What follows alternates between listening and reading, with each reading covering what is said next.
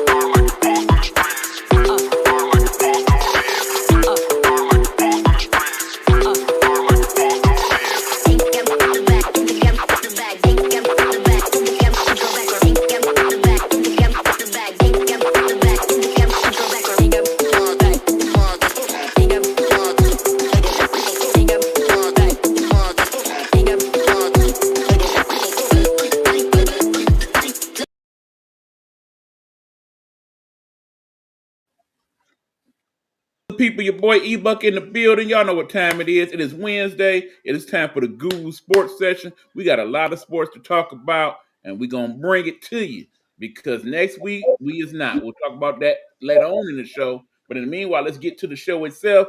As always, cannot do Guru Sports Session without that dude in the red right there because he the one I call the sports guru. Hugh Lee, what's happening, Hugh? What's good, man? There's a lot of good stuff that happened, man, over this last weekend or so, and towards this week. So, yeah, we got a decent amount of stuff that we can actually talk about. All right, well, we're going to run on through it. Let's go, let's go, let's go, let's go. Super Bowl.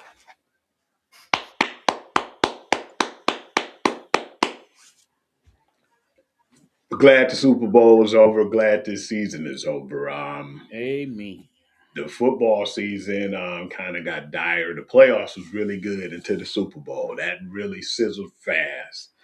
And when this all happened too, man, I had to go to the doctor 8 o'clock in the morning. So I didn't really mind saying, you know what, let me go ahead and watch it. And then, if whatever I don't watch, I watch it in the condensed version. And the condensed version was the best thing that ever happened to me because they kicked basically 5 field goals. So I give credit where credit is due with the New England Patriots when it came to their defense. But that offense and that O line, that whole left side was just bad, man. And it just wasn't really what I was expecting. I wanted to at least be a little bit of competition, but the field goals was already a snoozer. But then, Sam Darnold did throw a touchdown, but then, Drake May started throwing them picks and one went back for a touchdown. So, yeah, it was really to the point where I seen some bad Super Bowls before, like the San Diego 49ers one, and then, I had to throw that in the Denver Broncos and Peyton Manning fans' face. That one with the Legion of Boom. It was some bad Super Bowls that happened. And I think that was actually the worst one of them all, in my opinion. I would definitely say definitely one of the worst three of all time.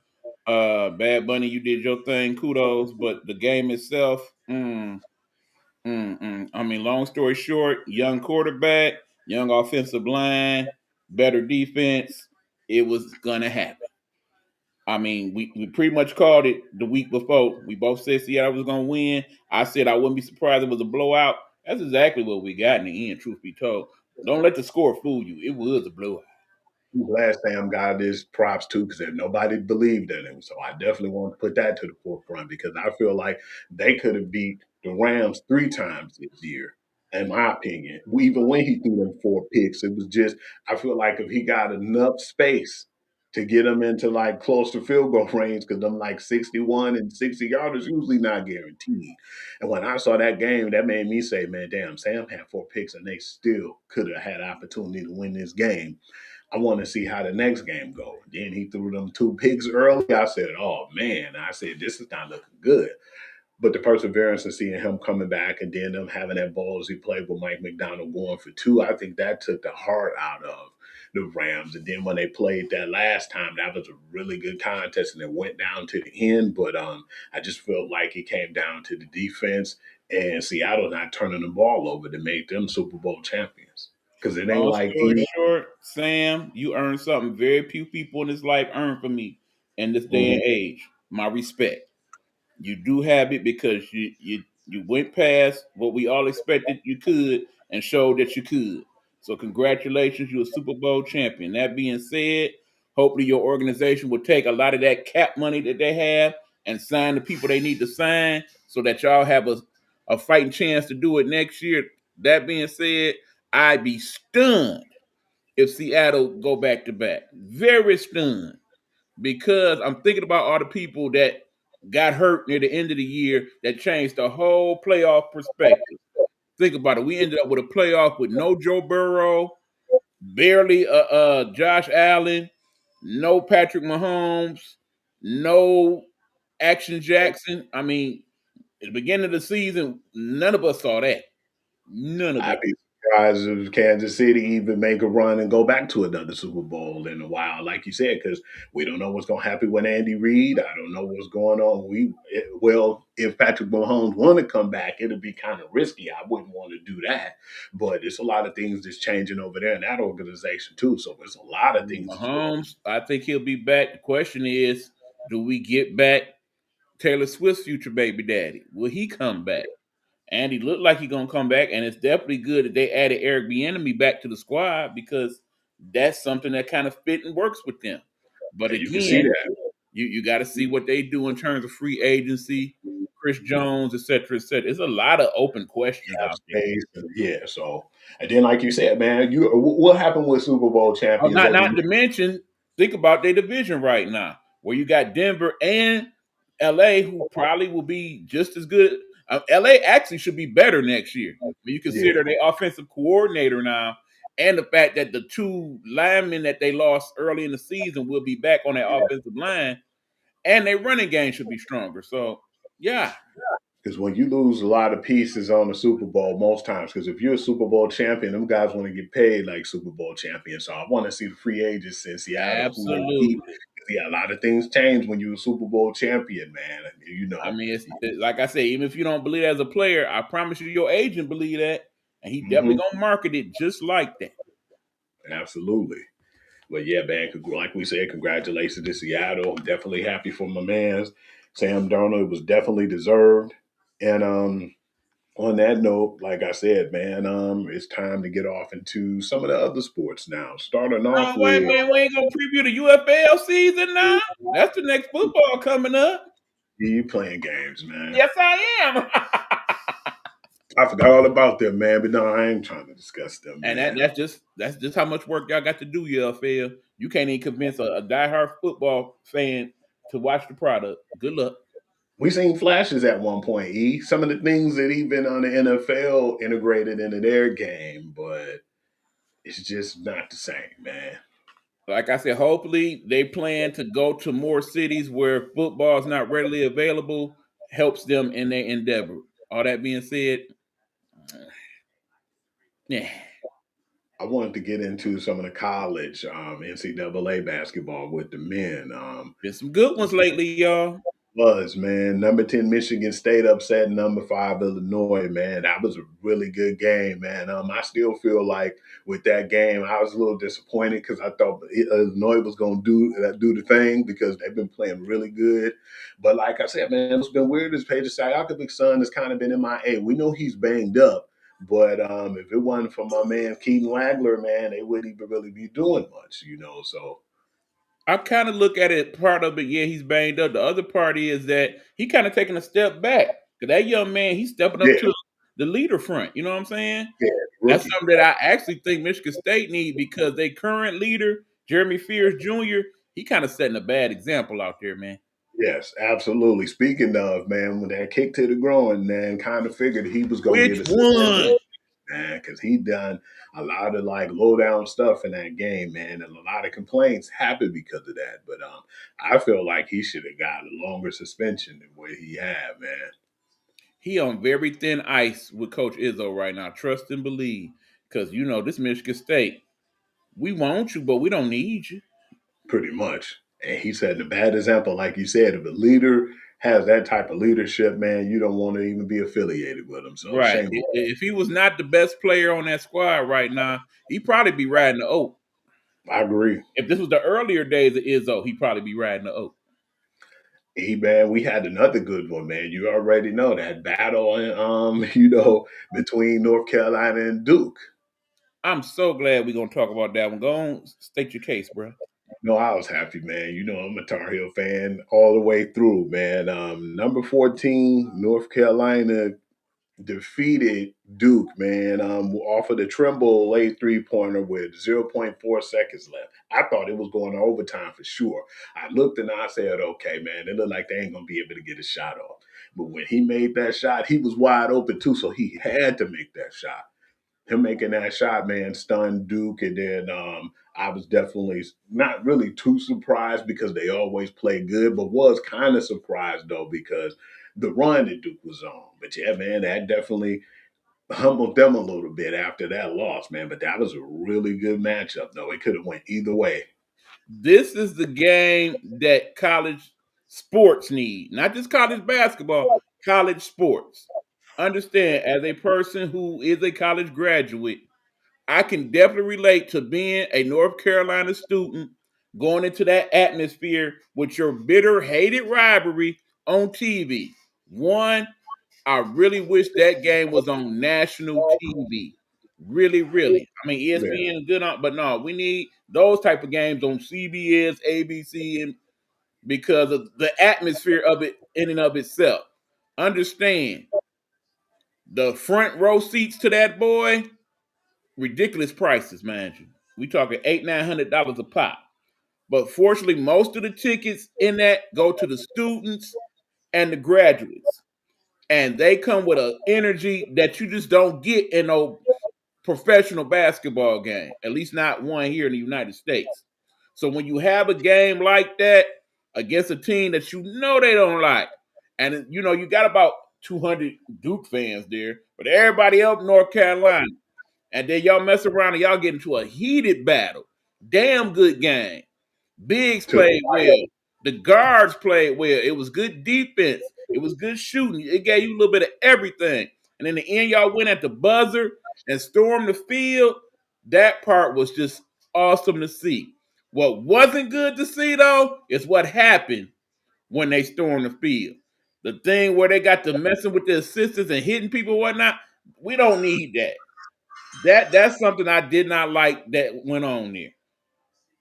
Understand, I went to a mid major and we had our rivalries where, sometimes we won and stormed the court and whatnot. It wasn't never nothing like that. We wasn't no, okay, let's go beat up the players or nothing like that. That wasn't it. We was just celebrating the moment. Then we go to the dorms and have a good old party. That's how it was supposed to be. Not yeah. that. That we don't need to see. Elijah Martinez, man, scored 11 of his 24 points, man, in the final 4 minutes of the game, including the game winner, man, with 7 seconds left to beat Penn State. What was your thoughts on that, man? Because he's been on the tear lately. The game in and of itself, Penn State suck. Men and women team, unfortunately. But what I was happy about was what that brother has accomplished. Remember, it was not so long ago that young man was in a very bad car accident, and they was wondering if he was ever even going to play again, let alone Absolutely. get to playing at this level. It is clear now that he is definitely going to be a lottery type pick at the role he is going, and I'm sure his father Gilbert is proud of him, and his daughter also, who's playing well where she is at. So yeah, I was definitely happy for that young man and the team. But again, the game itself, Number two, this is in the women's division. UCLA holds off number 8 Michigan, 69-66. That was a really close, good contest. Kiki Wright scored 20 points in that one. And then, Lauren Betts pulled down 16 rebounds. But Olivia Olson held her own as well, man. She had 20 points in that game. Michigan got a scrappy team, but I just still feel like they need a little bit more help as far as the big and at least have somebody else who's a pure shooter who can be more consistent because it's like they'll get behind. Then when they try to catch back up, it'd be too little too late. And we've seen them play catch up in several games like that in big moments.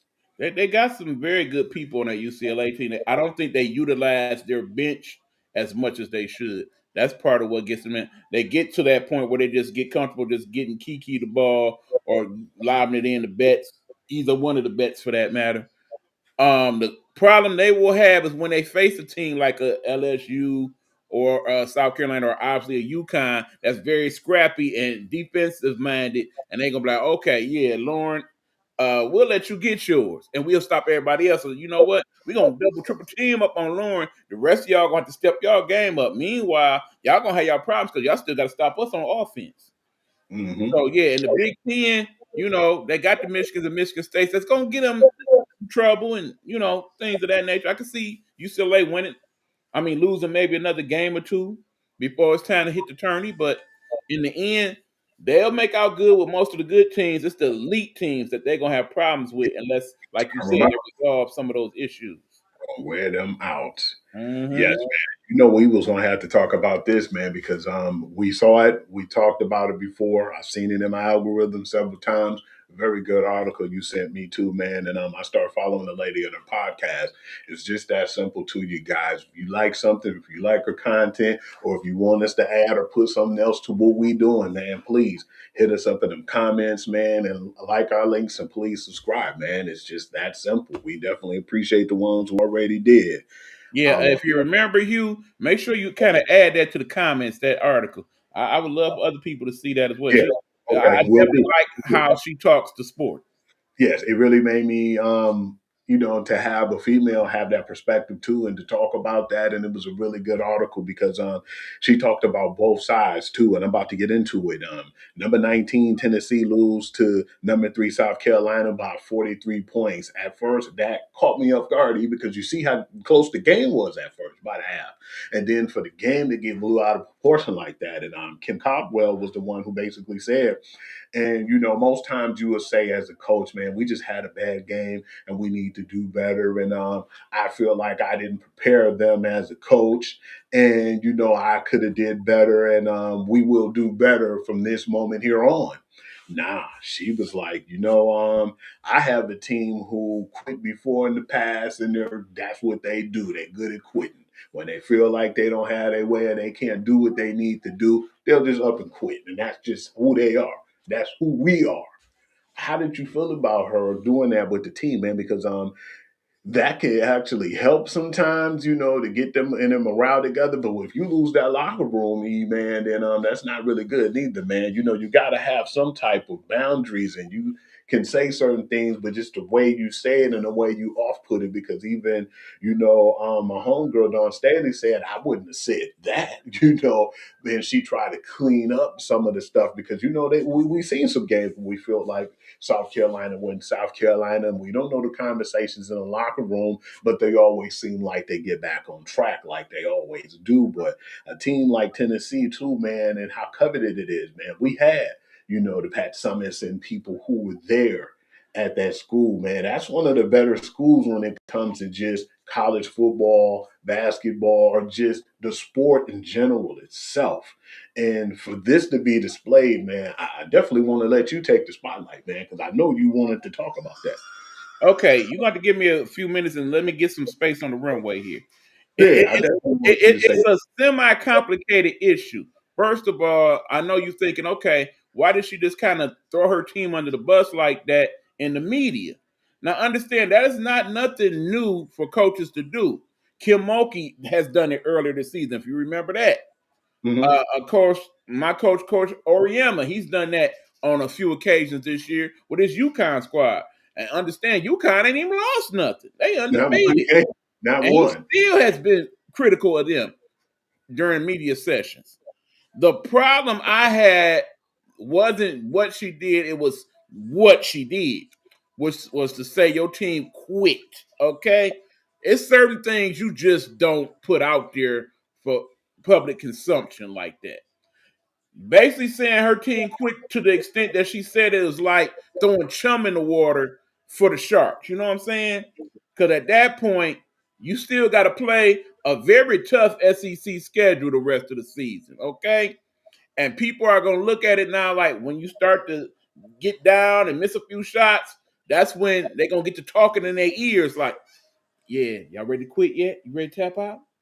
Yeah, we punking you. Yeah, we already know. Your coach ain't going to do it. You see what I'm saying? But that's only part of the real problem, Hugh. What we got to understand is if you are not a Tennessee fan, let me explain how Kim Caldwell has been running her team this last couple years. She has a whole different style that most coaches have not adhered to. I'm familiar with it too.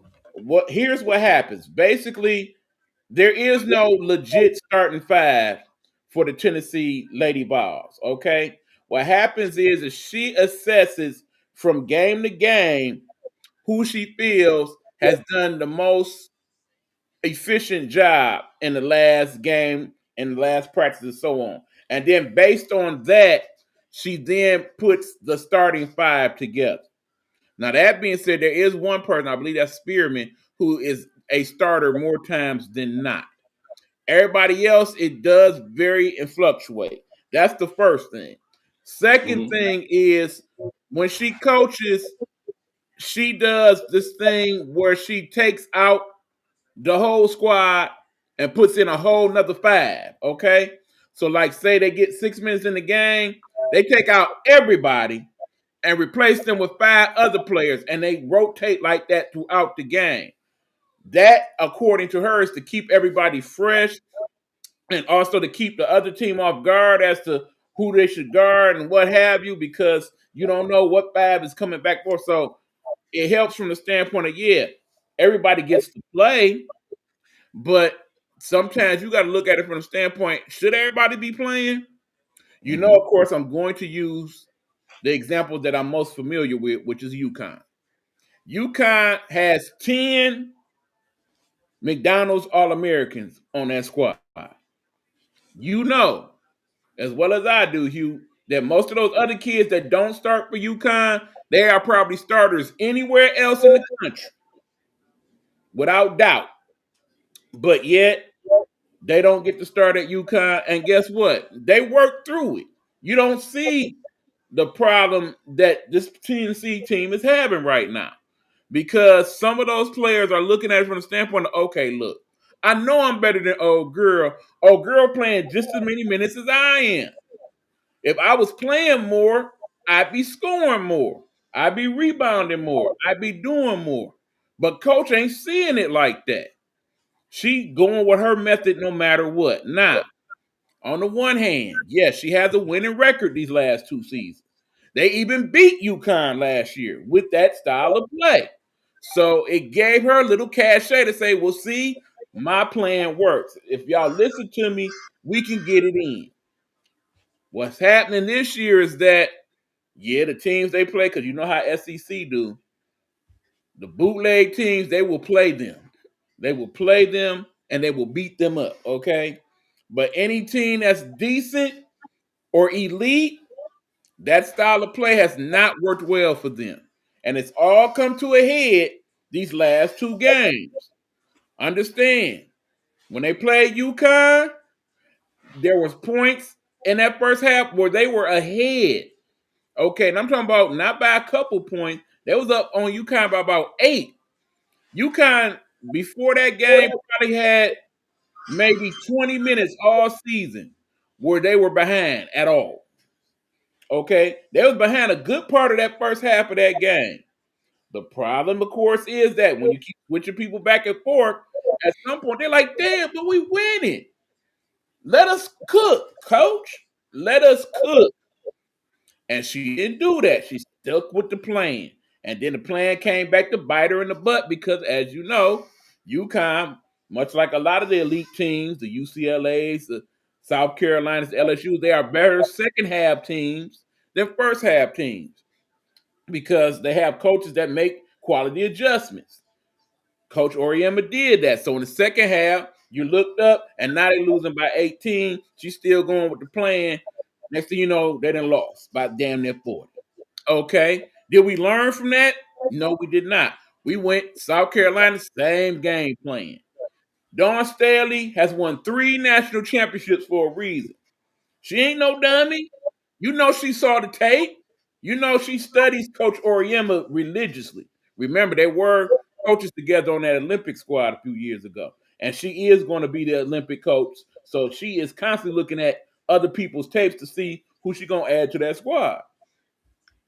She saw what UConn did and said, okay, Yep, we're gonna ride y'all on out just like they did. And then when we see y'all start to lose the faith, that's when we're gonna stomp you. And that's exactly what happened. And Dawn understood that. That's why she made the comments she did, because she just saw it as, okay, you got to give me more credit than that. It ain't that your team quit. We just played y'all good, okay? And two, let me teach you something, young lady. You shouldn't put your team under the bus like that. Do you see your style of play? That's when they starting to quit on you. You need to change it up, son. Yeah, So here's the thing, like as you pointed out, Tennessee is one of the elite women's college basketball programs in the country. Okay. In the end, when you get to programs like that, like a UConn, like a Notre Dame, like a SC, you got two options: get an attorney and win that bunkie, or you gotta go. Because we ain't just happy with just making it to the tournament. We ain't just happy with getting to the Sweet 16. We want more rings up in here. And right now, based on how she did that press conference, she on borrowed time. If they don't yeah. make the final four, Hugh, I think she gone. It's good for some other program because she a damn good coach. You put her at a mid major, or hell, even like in the Big 12 or something like that, she could get them to that next level. They'll buy in. But at a Tennessee, a school like that, nope, that ain't good enough. She got to do better with controlling those starters, man. And like you said, get the main starters and get the people who come off the bench and have a solid rotation. Because of the way she playing, you can tell that a lot of the people not buying into it. And like you said, if you got a hot hand and then you rotate them all the time, and then they come back in the game, and after like 10 minutes or so, they could get colder. They're not the same. So yeah, I feel Right. like you need to mix it up and do a Don't little get me better. wrong. Other coaches have attempted this style. DePaul's former coach did that also. The Butler coach did that at some point. But the reason why that tends not to work is because of that reason. You got to let the cream rise to the top and let the ones float to the bottom, man. Agree. When we talked about colleges and money distributed, man, and basically given to, man, you already know I'm coming with this one right now. The SEC, man, distribute more than $1 billion to each of the 16 universities for 2024-2025 physical year. And the total distribution dropped more than 200 million from the previous year. The current total was 37.4 million to retain a university's participation in the college playoff and bowl games. We know it's not really too many universities and too many people who have that type of money. You got your Ohio States, your Michigans, and you got those big teams who have that because, like we were saying, it's like for the most part, it's not a lot of teams who had that type of money. So, how can these teams compete when they know they don't have that type of money, man? If I mean, because the NILs and stuff are working with these teams, but when you got the NIL and then you just got the other bank as well to distribute and get the people to come to your team, man, do you think that that's more of a advantage for the bigger name schools? Do you think that that definitely, basically, when it comes down to it, benefit them more than it does the other schools who don't have that type of money and Okay, cachet? you got to look at what we're looking at here. First of all, we've always said that SEC was the best football conference in the country. That kind of goes without saying. Even though they haven't won the last three national championships, that's been the Big Ten. I was just Is about to say who exactly did. that. Now, that also being said, think about the schools in the SEC: Texas, Oklahoma, Florida, Alabama. All these are state colleges, people, as in state funded, big, big schools, okay? 40, 50, 60,000 students, all right? Think about some of the alumni of these schools, okay?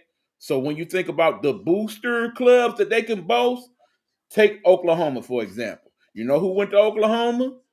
Jerry Jones, okay? Texas, how many of those Texas oral barons then went to Oil Texas or Tycoons. Texas A&M or Texas Tech for that matter? Florida, no state income tax, need we say more? I mean, they have a cachet that other conferences that's not the Big Ten cannot have. Now let's look at college football. You watch college football every Saturday, right, Hugh? Absolutely. Usually it breaks down into three things, or four. Four is the schools that they show to fill in the gaps, particularly the ones late at night, the Boise States and those schools. Ain't too many people watching that. Okay, let's be honest. Then you got, of course, the mid majors, the in betweens that we get every now and then, the Tulanes and the. Let's throw some of them in the mix. Okay, we watch some of those games sometime because there ain't no other games on. Most people that's watching college football on Saturday are either watching a Big Ten game or an SEC game. Them the ones making the money. That's why one of those games usually come on, Hugh, either at noon or they the prime time game. Because that's the money, 1, 3, baby. and 7. Yep, like between 1, 3, and 7. So of course, when it's time to get paid, yeah, they're gonna make the bigger chunk for them. Is it fair? Hell no, it ain't fair. But is it the way to go? Right is right, wrong is wrong. But hey, it's all about the money, baby. And Mm-hmm. Alabama, they bring the money. Texas, they bring the money. That school in Columbus, Michigan, they bring the money. Even Notre Dame, they bring the money. And then your boys too, Captain Nike. They started. Let's not forget about Oregon. They definitely bring the money. USC, UCLA, for that matter. It's the reason why they joined the Big Ten. They ain't stupid. Yeah, they knew what was up. And All again, right. we're just talking football. That ain't even counting the bread they're gonna share from the basketball and the baseball and whatnot. Yeah. And the gymnasts, there's a lot that goes Right. into But that. they starting to put more sports on TV, true enough, even the volleyball. All right. And then the crazy part about it too, we got so many of these basketball players, NBA star players who gonna have their kids who's playing volleyball in the future too. So And that's that's gonna funny how that worked out. You know what I'm saying? yeah, But it because makes sense because, a lot of these kids, they dad is 6'9", 6'10", they mama 6'3", 6'4". Volleyball, they pretty much loans itself to that. It makes sense. and it's funny too how I looked up and seen Seth's daughter, LeBron daughter, Kevin Garnett, all their daughters are Right. playing I mean, volleyball. some of the NFL players, Swag's daughter, and Yeah. it's a few of them in there. Yeah, we're gonna see a lot of kids in volleyball soon, man. For the volleyball fans, they're gonna see a lot of that coming into town soon. Absolutely. I want to know how you felt about VCU, man, firing the winningest women's head coach, man. Beth Boyle, man. How did you feel about that? I feel like it was time though. That was kind of an under the radar story, but yeah, she had been there for quite some time. Sometimes, I mean, it's kind of like how we looked at the whole situation with Baltimore's coach Yes. over there. She had been there, she won, but she didn't win the big ones. And in Hmm. the end, at some point, you got to look at it like, okay, what are we doing here? Are we trying to improve what we got going? Or are we just good with being mid level? At that point, there's like, you know what? You had your time, you did your thing. Let's give somebody else a shot at it. Yeah. I definitely looked at it like that too. I said, yeah, she did her time, man. I think it got to the point where everybody got too comfortable. And then they said, man, you know what? It's time for us to shake up things and move on. And that's just basically what it was. I don't think it's really too much Right. else. It kind of reminds me of a situation years ago with one C. Vivian Stringer. You recall that name, Hugh? Yes. Of course, she is one of the winningest coaches in the history of women's college basketball. And since it is Black History Month, quick Black History lesson. To this day, there's only been one HBCU on the women's side to make it to a Final Four. Hmm. That is Cheney State. You know who was the coach of Cheney State? C. Vivian Stringer. So yeah, then of course she went on to coach many, many years at Rutgers. Unfortunately, she probably best remembered for that fateful incident on the radio where her team got called a bunch of nappy headed hoes. Y'all Hmm. remember that? Yeah, I hated that. But yeah, that's probably where you remember her from that. But Beyond that, if you're a true history buff, you remember her as being the only coach to lead a HBCU on the women's side to a national championship game. They, of course, lost that game to what team, Hugh? Was it UConn, if I'm not recalling? We're talking early 80s. Early 80s. I'm trying to see now. Shame on you, Hugh. You know I'm talking about Louisiana Tech. And who was on that squad, Hugh? I know you know the answer to that. The forehead, Kim Mulkey, Miss Amy Payne. Absolutely. So yeah, just a little history lesson for y'all. I have a question too, man. This one thing that I seem to but I know you already know the answer to that because we just talked about how inconsistent that Oklahoma team was. But to see them get steamrolled like that, though, man, you know I know Michaela Blakes did really good that game. She had 34 points in that one and 6 assists, but Oklahoma is like that. At one point they was on cloud nine, and then now they back in the doghouse again, man. I just can't explain their inconsistency because 1 minute, like we were saying, they beat South Carolina, man, and it was an upset to all, and then you lose 102 to 86, and then I've just got more questions than I do answers at this point with that team, man. Like, where do they stand? When they play team basketball in Oklahoma, it is with them going to the post, and when the post ain't jumping, passing out the post to the shooters. When they are not playing team basketball, it's the kid Chavez basically chucking up whatever shot she can get going, and then everybody else getting in where they fit in. That's where they come and play. Usually when they lose like that, Chavez and shot about 30 times and made about 8.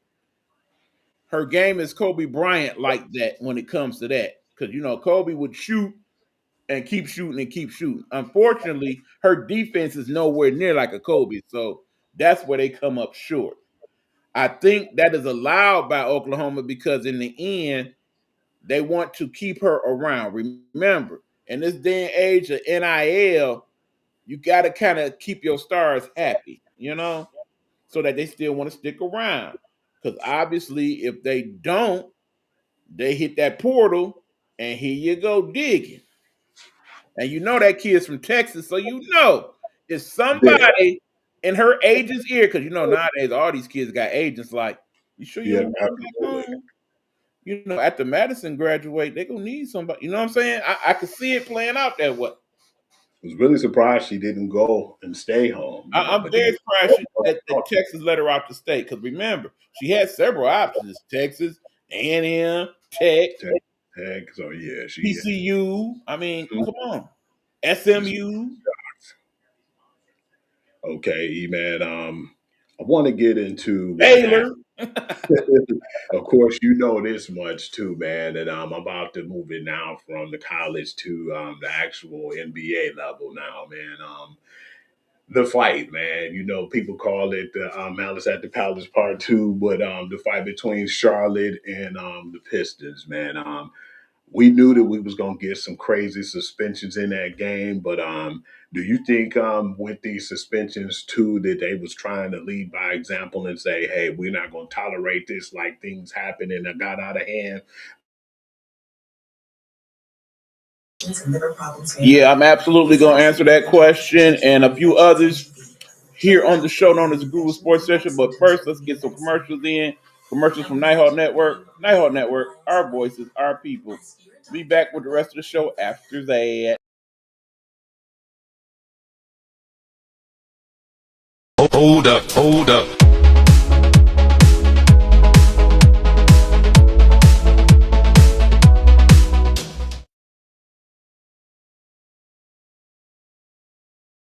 If you're building your dream from scratch, mic in one hand, hustle in the other, this one's for you. Road to Stardom Network and Nighthawk Network present a podcast for the indie by the indie, all genres, all grinds. From hip-hop to metal, jazz to trap, we're breaking boundaries. And it's not just artists. Entrepreneurs, creatives, and self-made bosses, we see you. We're giving you the spotlight. This ain't mainstream, this is your stream. Coming soon. Be ready.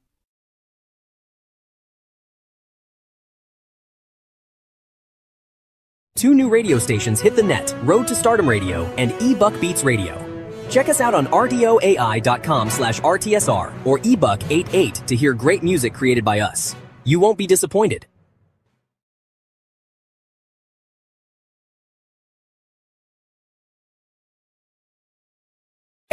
Game on, watch me rise from the dirt to the clouds to the star-filled skies. Game on, I play to win, this is my house now, let the games begin. Game on, watch me rise from the dirt to the clouds to the star-filled skies. Game on, I play to win, this is my house now, let the games begin. They threw bricks, but I built me a palace. Sharp in my mind, turned pain into malice. I'm a wolf in the jungle, a lion in the night. Eyes like lasers, locked on the fight. I'm the echo that shakes through the hall. Every time I fall, I grow 10 feet tall. No chains, no walls can keep me bound. I'm the thunder that roars when no one's around. Tune in to Straight Sports Talk with Coach Vincent, Fridays at 8 p.m., sponsored by the Nighthawk Network Detroit. Nighthawk Network, our voices for our people. Victories are firing, I'm the flame. Game on, watch me rise from the dirt to the clouds to the star-filled skies.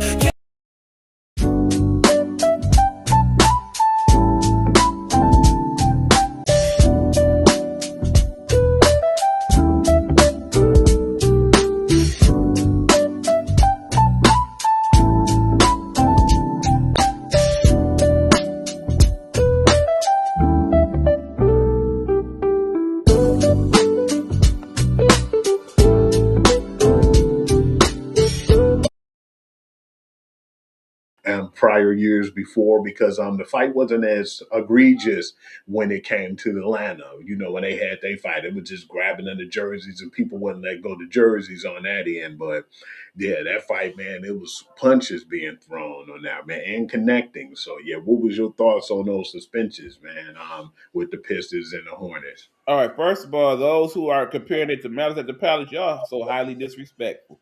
Wasn't no fight in NBA history like that one. Never will be again.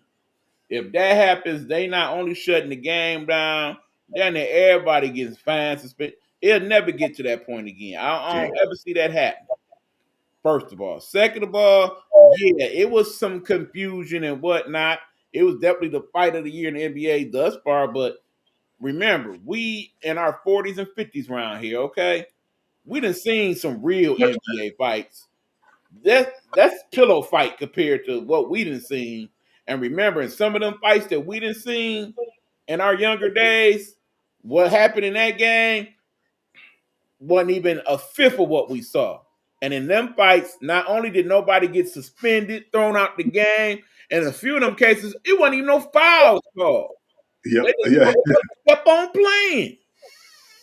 Because remember when Xavier McDaniels choked that dude, man, it was just a foul. It wasn't even a flagrant foul. They just was like, it was a foul. He choked the man on the court. I mean, think about how many games Lambeer would have been suspended for in this day and age of NBA. For Barkley, when he gave Barkley the business.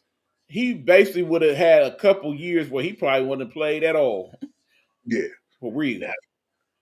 But that being said, okay, let's look at the suspensions, all right?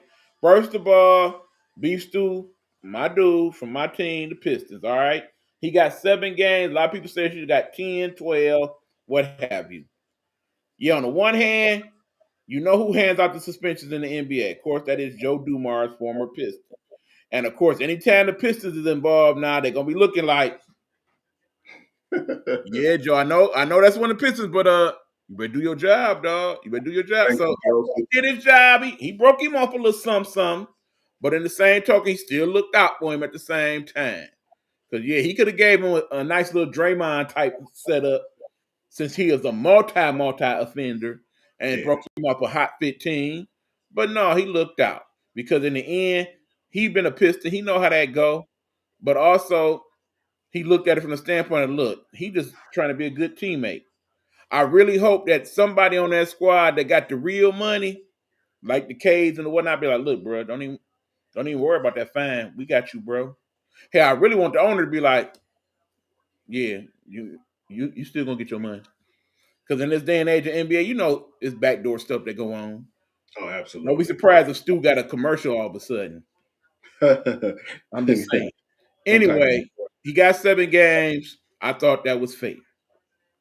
All right. The 2 kids from the Hornets, they got 4 games. I didn't think that was fair. Bottom line is the one, which was, of course, the former Michigan State Sparty that threw an actual punch. Yeah, he was supposed to get a hot 5. If you're trying to set an example that you do not want this to go on in the game, we're not having this bad boys type stuff no more, then anytime that go on from now on, that should be a hot 5 with the closed fist, okay? Closed fist contact, that should be instant 5 from now on. As far as Diabate, who started the whole thing with getting up in folks' face or whatnot, I felt like he should have got a hot 5 as well for starting the whole shenanigans. Pretty much. Now, of course, during he got 2, I felt that was more than fair. Because in the end, he was just defending himself, okay? He had to get 2 because, again, you can't just go around hitting. You know, he mushed him in the face. If he would have just pushed him as opposed to mushing him in the face, that probably just would have got him off for the night. Yeah, you can't be out here punching people. That's why you got to give him the extra 1. But yeah, all in all, you know, as much as we appreciate our Pistons having kind of that bad boy feel to them, we know we can't go back to that in this day and age of the soft NBA. They ain't gonna have it, okay? Because in the end, a lot of people was like, man, it's not fair the Pistons get to beat up on people and whatnot. They bullies, none. Because, you know, as much as we love the bad boys here in Detroit, you know, the NBA as a whole, not so much. Didn't definitely like that. Yeah, they can't allow that to transpire. So, in the end, they dealt with it properly. Joe Dumars, you did what you had to do, sir. Especially in this European league that they call the NBA nowadays. This butter soft, yeah. All right, E-Man. Nikola Jokic moved to number 2 all time and leader in the triple-double department, man, passing Oscar Robertson, man. Do you think that eventually, pretty soon, that he will be dethroning your man's Russell Westbrook? I think it's coming sooner than you know. I don't know, Hugh. I say this because as crazy as it all is, Jokic just being such a dominant player when he chooses to, he don't really look like he want it like that. It would not surprise me if he came on TV and like, this is my last year. It wouldn't surprise me not one bit. He can play basketball. He is a good basketball. He don't seem to have the love for it like that. He one of the first people that when the season over, he up out of here. Yeah. I don't hear nothing about him doing nothing or saying nothing that whole off season. He could care less. He back home in his home country, hanging out with his bros and whatnot. Fishing. Whatever they be doing, that's a whole other story. But you know, he don't have a love for the game like that. So because of that, that's why I think he breaks the record ultimately. It's not that he don't have the talent to do it. I just don't think he gonna play for maybe much longer than another 2-3 years. How do you feel about Anthony Davis being out, man, for the rest of the season, man? And I'm already hearing, and I know you heard the rumblings that he hates where he's landed right now with the Washington Wizards. And I think this was more or less something like a cop out, man, because I didn't think that he was banged up as they thought he was, because they were saying he had like a groin injury and he had certain other injuries that he sustained too. But if that was the case, why did you guys give the green light to let him go to Washington if you knew you was getting an injured player? You know, that's what I don't understand about Dallas and Washington and these organizations to allow that to happen. Knowing this dude is injured and he's not at 100%, but you're going to get an injured player and put him on your team and then be like, oh, okay, yeah, he's more hurt than what we expected. Let's go ahead and just let him sit out the rest of the year. What is your thoughts of that one right there? Come on, Hugh. I know you see what's really going on, don't you? Yeah. Understand, we have this thing that got brought in the NBA vernacular about a decade ago. We call it tanking, where you take a team that's just subpar, knowing they're not about to make nobody's playoff or do anything when they get there, and you say, you know what? We're going to shut it down. Now, we can't completely shut it down because these damn people that paid their money for season tickets and whatnot, and we can't just straight up home like that. But we got to get them to buy into what we doing. So, yeah, we'll have these people play or sit on the bench or whatnot and act like they're going to play. But in the end, what we're really trying to do is finish out this season with a badass record, okay? Understand the Wizards have sucked now for decades. Remember, we had the Clippers on the West and the Wizards on the East. They've been suck for a while. Even when the Sixers was going through the process, hell, the Wizards sucked even then. The Wizards ain't been good since the Chris Webber, them days, okay? The George Muresan of the world. But what I think is going on is they got him, and they had no intentions of him playing a day with the Wizards, okay? And hell, wouldn't be surprised if Trae Young don't play for them no more either. The thought process is we looking at college basketball. We see a lot of good players in college basketball this year, Hugh. Not great players, mind you, but a lot of good ones. A lot of people with a lot of ceiling, okay? At this point, the Wizards are saying, let's just stock these picks. Let's grab these folks. In the offseason, let's trade them, get more picks, and let's just start completely the hell over. Get a young core. You know what we gonna do? We gonna do what OKC did. We gonna start it all over, get all these extra draft picks, grab a couple youngsters here and there, and build up the franchise. They doing that on their side, and guess who else doing that? Utah. They hit super tank mode too. They say marketing been sitting out, not healthy and whatnot. Ain't nothing wrong with damn marketing. It even was to a point yesterday where they initially listed him in the scout report as hurt. Then they listed him as rest. Then a couple hours before game time, they put him back into the lineup. It was said that maybe that's because the league was like, look, y'all quit bullshitting. We see what y'all doing. And don't let us have to go investigate marketing and see if he healthy for real. So then they let him play. Now, keep in mind, tonight they played Sacramento, another team that seemed to be in super suck mode. This is the new NBA right now. The teams that's good, they're going to work on continuing to be good. The teams that's bad, they saying, we ain't about to pay all this extra money out. We're going to go ahead and sell off our good players, keep these suckies, let their contracts run out, and then start over fresh and try to build us an OKC. That's what's going on here. So I don't even think it matters what Antonio Davis do, what he like. It don't matter. He ain't going to be there. No, and I think that's how people look at it too. They look at it like the OKC experience. That's what they call it. Meanwhile, for people like Antonio Davis, they looking at a team like the Knicks, like the Pistons, like the Pacers. You know what I'm saying?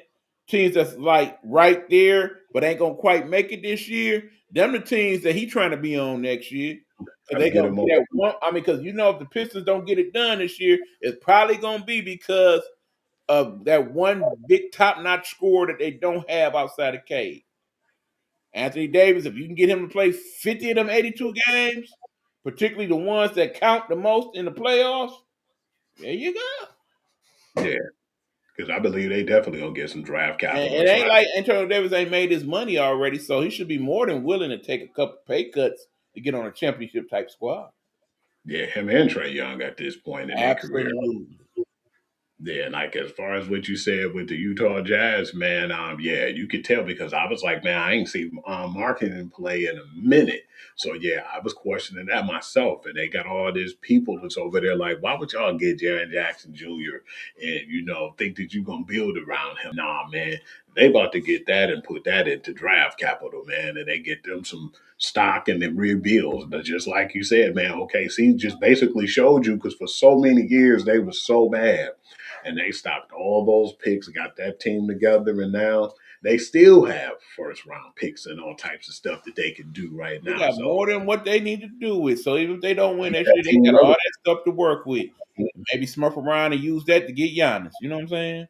Yeah, they got enough to stay relevant. So yeah, absolutely. At that point, man, I was thinking about too, man. How did you feel, E, when they were saying that this year, when it came to the rookies, was probably one of the best when it came to the NCAA and the men's? Like, them saying that was just as good as the Fab Five winning the 81 draft. And, what are your thoughts on this one? Because like you said, we didn't even see anybody coming out of this one who was going to really make a lot of noise, like your boy AJ Debanza, Mr. 36 points a couple of nights ago. Man, I don't think he'll make that impact in the NBA. I don't think none of them will even make a Cooper Flag impact. That's my opinion. I don't know if I'll go that far. I'm going that far. I like Cooper to be a pretty decent player in the league. I think Debanza definitely will be a pretty good player.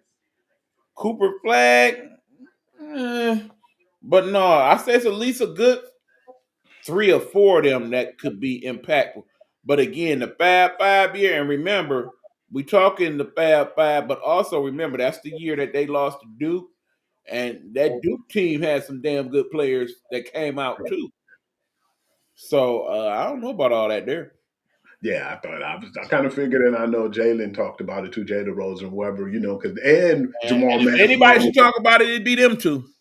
Yeah, so they was feeling some kind of way about that, And then we know how good Jamal was when he was healthy. Shit, if Jamal was healthy to this day, I always had nightmares about it. I said if Jamal was healthy, or if Jamal didn't foul out that game, shit, we wouldn't even probably been where we was at playing for the championship game. That was just my opinion. Remember, they said it all along. They had won that first championship game. They all planned on coming out at the same time. One and done. I have another question, man, too. As far as when it came to this free agency or the trade deadline, I'm sorry about that.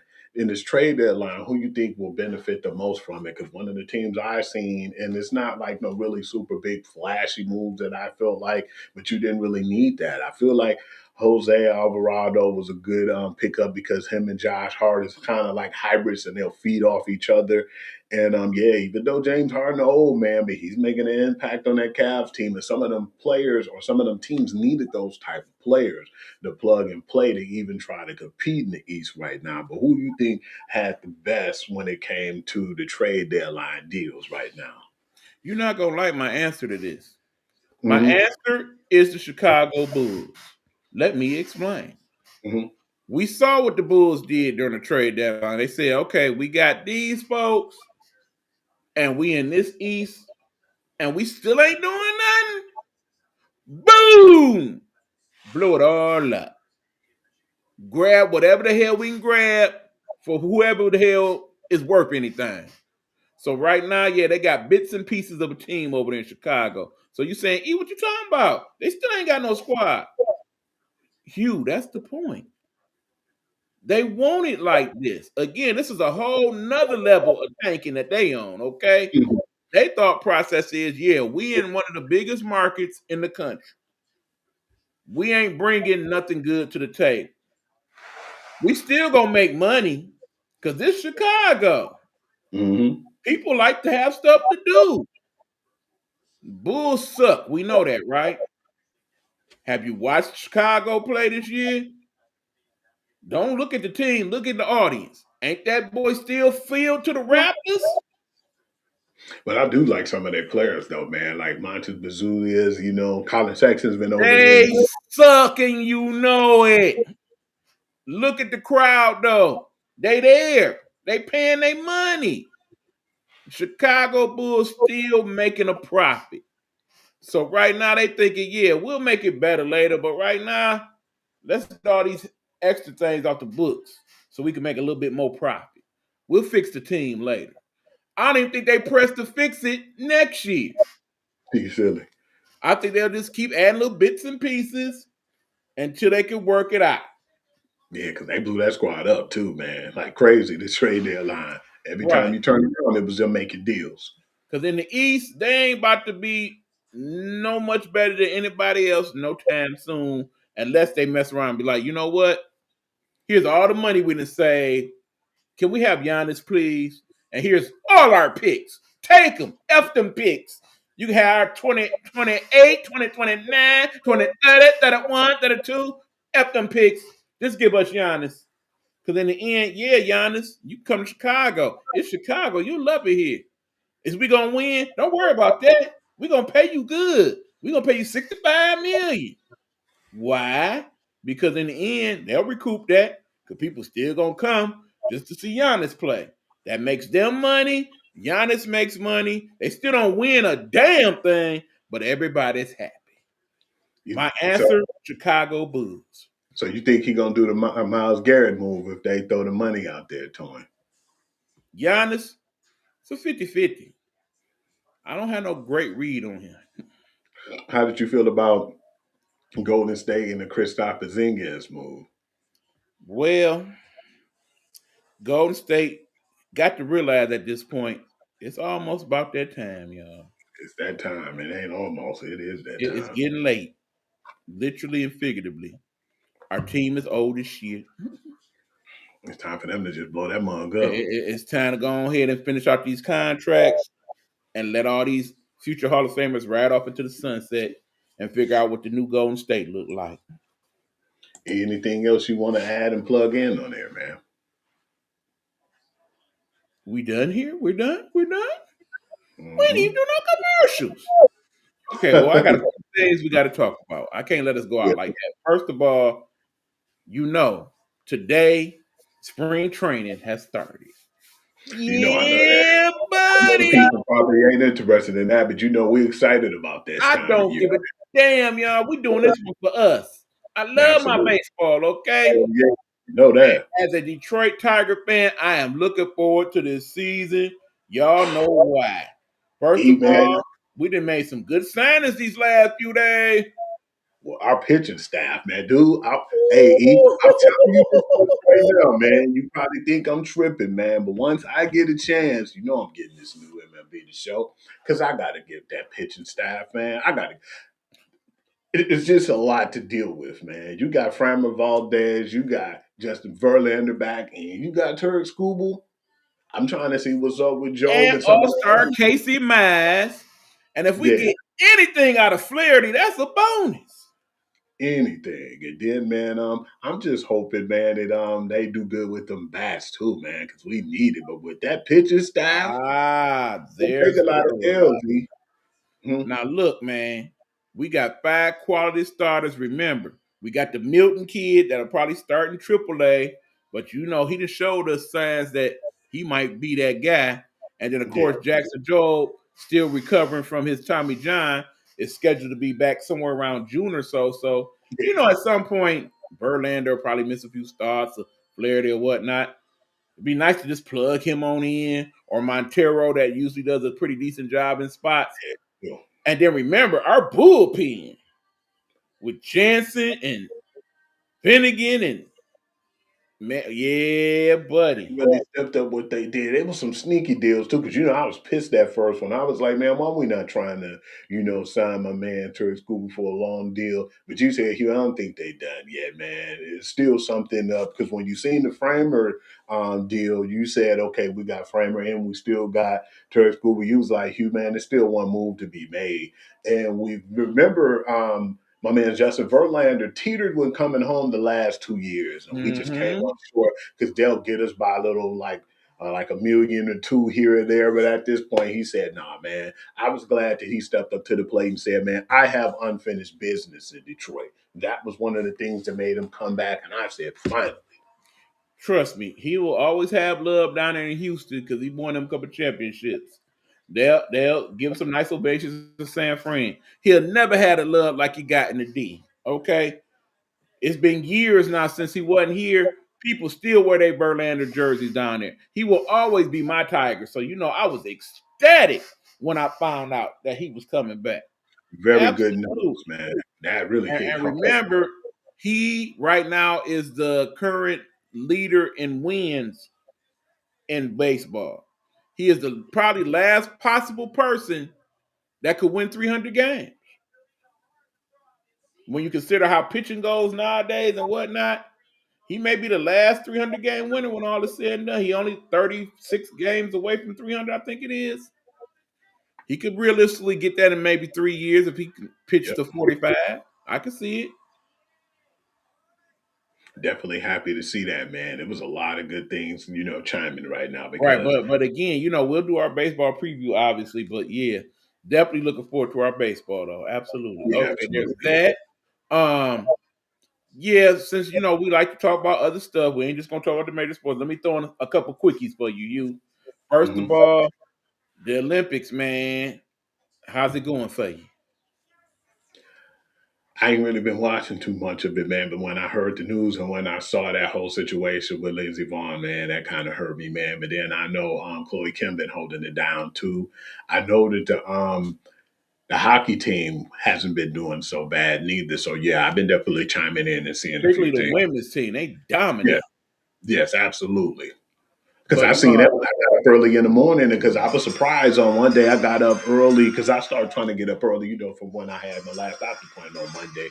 And yeah, I ended up checking out actually one of the games, man, on the USA Network, which I had no idea that was on there.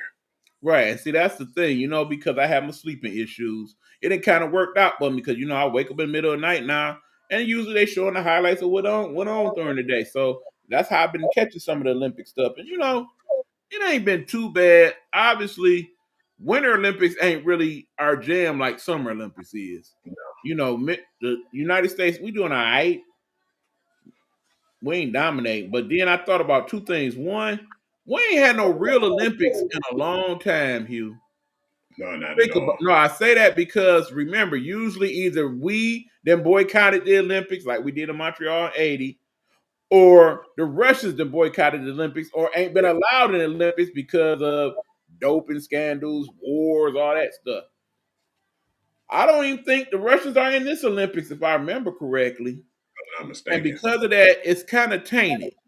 Because some of the best athletes in the world are the Russians. I mean, like it or not. But that being said, looking at some of the technical stuff that is doable now with the skiing and the skating and all that, it's like, damn, they skiing at like 80 miles per hour. That's crazy. That's like basically being on a motorcycle without On no those wheels. You know what I'm saying? slopes. But no, quickly, the Lindsey Vonn thing, She just I needs to think she was retire. selfish, bruh. There. I That's my want your honest opinion. Lindsay, you selfish because here you are, 41 years old. You done won your gold medals, okay? You ain't had to prove a damn thing to nobody except yourself. That's why on a beat up ACL, you go out there and ski and mess yourself up worse to the point where you done broke your leg, okay? Understand, your legacy is cemented. We is gonna Right. remember that this is the last time you went there, and that's what you did. But in the end, you didn't have to do all that. That Yeah. spot should have went to somebody else to be in the Olympics. Now, the ironic part is the person whose spot you almost took still made the Olympic squad, and she was the one who ended up winning the medal. But yeah, I really wish she hadn't have done that. Yeah, just thought that was crazy, man. Like you said, I was really surprised when they said her name and she was even participating, man. I said, man, why would you even, go to the Olympics at this point when you ain't have nothing to prove, man? I just thought that was a head scratcher in my opinion, Right. too. And Like I said, I mean, it's not like, say, like a Halliburton last year, never won a championship. Yeah, that's why you play on a busted leg. Granted, it cost you, but she's golden. you She's almost golden. was there. It was game 7. You had to play. You know what I'm saying? Mhm. You And was she's winning until you wasn't. In his case, you understand. In her case, it made no sense. anything else wanted to add on to that? No, I think I'm pretty good with that. Go ahead and do your thing. All right. Definitely appreciate you guys showing us love. We've been trying to do more promos and just look out and make sure that y'all can click on our links, like and subscribe, and definitely, hit up our comments. We appreciate that as well. You can catch me on Instagram at Hoovy, WHOOVI, where we put a lot of our promos and put our brand out there. And Sports Guru to Use on Facebook, where I've been doing a lot of breaking news and giving updates on what's going on around sports leagues. And then I'm Hugh.Lee6 on TikTok. I would like to say most definitely. I got a lot of love and appreciate everybody who's been giving us our love and support too, and giving us our flowers, and would like to give a collective shout out to the Nighthawk Network and all the people who chime in, like my homegirl Amanda Hampton, my boy Eric Nicholson, my boy Eric Merriweather, my nephew Deanie, my sister Harriet, man, my Veronica, man. It's just so on and so forth. There's so many people that I can thank, and I'm blessed to, appreciate that you all chime in for us too. But on that note, I would just like to say, keep giving us the support, and the people who who are friends, who are sports fanatics too, man, definitely hook them up and get them our links, and like and subscribe as well. We're trying to get this and build our brand a little bit more, and trying to get our algorithms going so we could try to start getting monetized. We would definitely appreciate that in the future. Hold on, good people. There we go. Absolutely. And as you see, we have our cash apps on there. So if you are so inclined to bless us that way, we ain't mad at you. But anyway, look, people, one last thing, or actually two last things before we go, Hugh. First of all, we have to say a big happy birthday to one of our people in the Nighthawk Network. Happy birthday, Coach V. Coach B, yeah, I definitely showed him love, man. I hit him up earlier, man, but definitely once again, happy birthday, brother. So yeah, definitely that. And then also I want to send out some prayers to one Miss Rakia Jackson. If you know the story, we didn't really talk about it on the show, but domestic violence is something that we cannot just tolerate as people, okay? It should never come to a point in a relationship where you feel like you have to physically hurt somebody that you claim you love, okay? And right now she's dealing with that in her world. She's kind of taking a step back from the Unrivaled League as a result of that. Heard it right there. And I definitely hope that she's back here in Detroit, just kind of taking some time to do her and chill, and hopefully she will definitely be back in the Unrivaled season. If not, then definitely back in the WNBA when that season starts, assuming it's going to start. Apparently there's talk that Angel Reese is coming back to Unrivaled. Yeah, I definitely seen that. She said she was back with the Roses of all teams too, so that's pretty good to hear. So yeah, that's interesting. I mean, we even had a trade in Unrivaled for the first time. So yeah, we've been checking out that, and we'll definitely talk about that next time we come back. Remember, next Wednesday we will not be on. We are taking a hiatus to kind of recharge and refuel and do some things, but we'll be back the following week, and definitely at that point probably talking more college basketball, obviously, getting into some early baseball talk and all that good stuff. So please tune in. We appreciate y'all. We love y'all. And until next time we see you, remember what we say. Be blessed. Don't stress when all else fails, because sometimes all we have is prayers. Is put your hands to the man and let him take care of the rest. Amen. Until next time, y'all, the deuces is up.